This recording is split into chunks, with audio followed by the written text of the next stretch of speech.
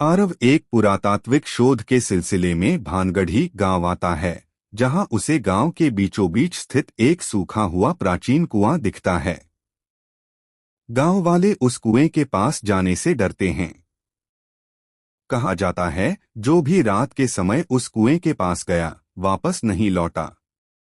दादी आरव को 100 साल पुरानी एक कहानी सुनाती हैं। एक स्त्री सावित्री, जिसे गांव ने जिंदा कुएं में फेंक दिया था, यह मानकर कि वह जादू टोना करती थी। उस दिन से कुआं श्रापित हो गया। रात के समय गांव में अजीब घटनाएं होने लगती हैं।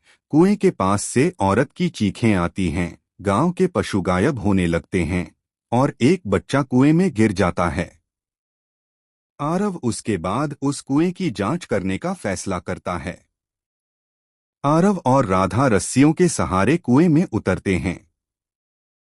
कुएं की गहराई में उन्हें मानव हड्डियां, पुरानी मूर्तियां और एक सील बंद दरवाजा मिलता है। दरवाजे के पीछे से आती है किसी के रोने की आवाज। जब दरवाजा खुलता है तो एक धुंधली आकृति बाहर आती है, सावित्री की आत्मा। वह आरव से कहती है, मैं श्रापित नहीं थी, मुझे निर्दोष मारा गया। अब हर उस इंसान से बदला लूंगी जिसने सच्चाई छुपाई। आरव को पता चलता है कि पुजारी सोमेश के पूर्वजों ने सावित्री को फंसाया था ताकि मंदिर की जमीन हड़पी जा सके। अब वह आत्मा केवल मुक्ति चाहती है, सच्चाई को सबके सामने लाकर। आरव गांव के पंचायत में सबके सामने सच्चाई उजागर करता है।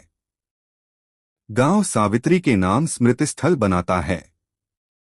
आत्मा मुक्त हो जाती है और कुआं अंततः पवित्र घोषित किया जाता है।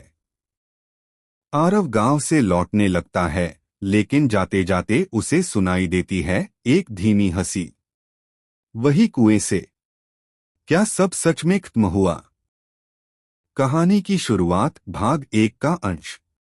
तुम शहर से आए हो बेटा, शहर की हवा में डर नहीं होता, लेकिन इस गांव में सांस भी लो तो सोच समझ के।